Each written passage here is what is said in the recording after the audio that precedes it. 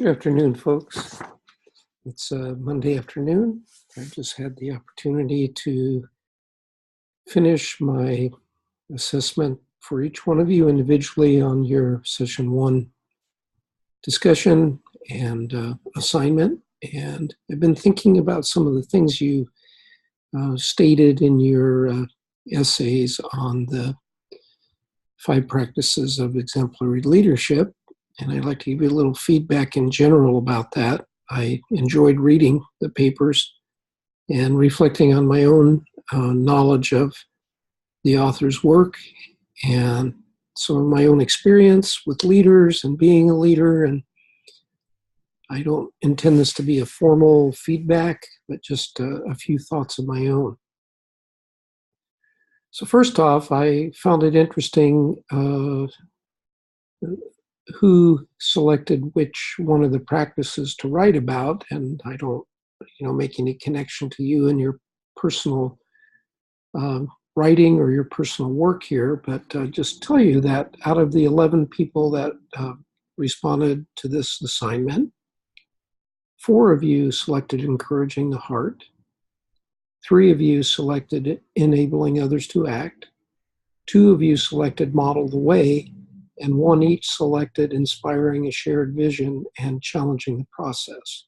So you can draw your own conclusions as to why people chose what they did and why a majority of people, well over half, picked encouraging the heart and enabling others to act. But I thought about kind of 3 different ways in which the information from the text got translated by you, got applied by you, was reflected on by you. Some ideas that you shared from your own practice and some areas of growth.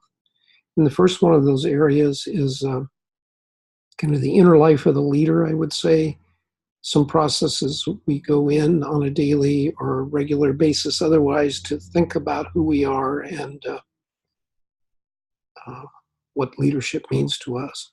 Secondly, a little bit about some of the questions or wonderings we have about how are we going to put leadership into practice. And then finally, some specific behaviors and practices that you identified either from your own practice or ones you aspire to or ones that you pull out of the text as important. And in that regard, it was really interesting to me in the first assignment, the discussion assignment, almost half of you selected a non-exemplary leader to write about. It seemed to be easier for some of you to identify someone that was not exemplifying good leadership, and it was clear as to why. And in some cases, you gave very complete descriptions of that person's leadership or lack thereof. So I'm just kind of wondering if it's a little more difficult maybe to tease out for some of us some of the characteristics of good leadership in people we work with, or maybe, as some of you conceded, it's not been, you've had very few good examples in your career, which is really, really unfortunate. So the first phase, the inner life of the leader, I pulled out some ideas from what you wrote about carrying out reflective exercises and becoming clear about your own personal guiding principles. Daily practices of self-examination regarding your own motives and desires.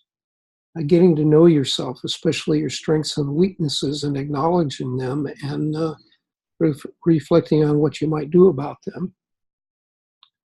One of you quoted a particular person in stating that understanding originates in reflection and looking backward. And in that regard, the past drives your future. So again, the inner life of a leader is reflecting back on what has happened to help inform what you will do in reaction to what will happen. And finally, someone made the very interesting point that authentic leaders don't wait to be told to lead, and their leading is not necessarily dependent on a formal position, but they find it within themselves with a self-awareness of who they are and the work they have to do, and they become leaders, or they lead. Lead is leading is a relationship and a process, not a position, and maybe not even authority that's granted to you. These practices of self-reflection lead to us thinking about how are we going to invest our time? What is a valuable use of my time?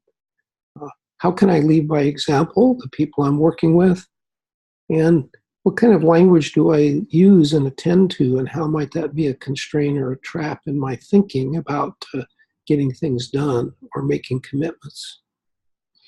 As far as particular practices, you listed many, many, many. And as I read your essays and thought from my own work about relationships with students, with staff, with people above me in the hierarchy, and people I work with as peers, and people who might work with me as a subordinate. A lot of these things that you shared, I resonated with. The way we treat students and clients and employees, do we treat them as problems to be mitigated? Do we treat them as passive in the organization without the opportunity to actually contribute something positive or something else?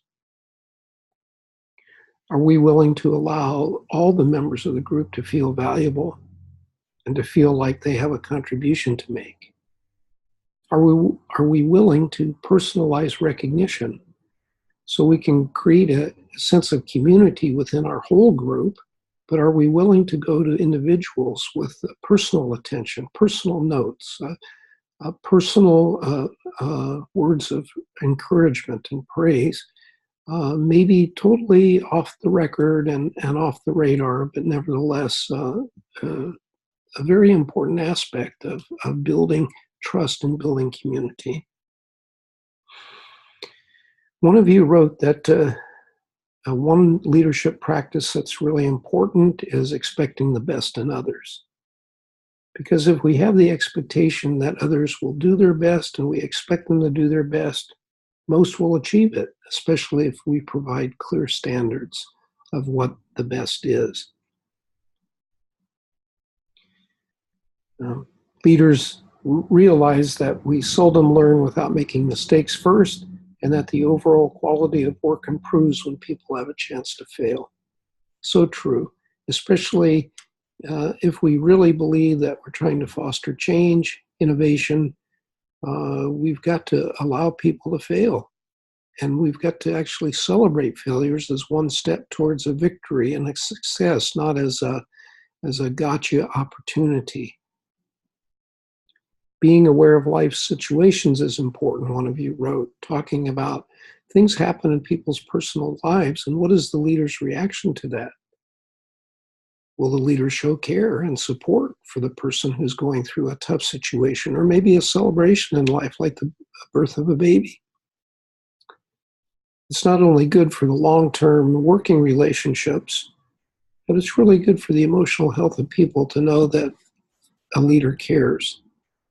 A leader may not be able to do anything to change or to have influence over the particular circumstances, but to offer care is important. Someone wrote about in becoming a new leader, being willing to listen and to not just shut down an idea when it's presented, but to allow an idea to percolate, maybe eventually to dismiss it, but in the beginning to be willing to accept that idea and to allow people to have the opportunity to exert their own discretion and their own creativity is important. And that a decision might come from somewhere other than the leader. In other words, there may be a delegated authority to make a decision, and that's a way of empowering creativity and discretion as well. And finally, exemplary leaders not only make themselves trust others and to be trusted, but they work hard at helping team members trust each other. And some of you provided great examples and lots of detail about these things. And again, this brief summary of mine was not meant to single people out necessarily, but these were some highlights that really resonated with me. And I'm going to be reflecting more on these things and looking forward to your comments. I appreciated the work you did, and as you move into session 2, um, pay attention to the individual feedback I gave you, and don't be afraid to ask questions and enter into a more fuller conversation with one another. Well, take care, have a good week, and I'll look forward to interacting with you again soon. Thanks.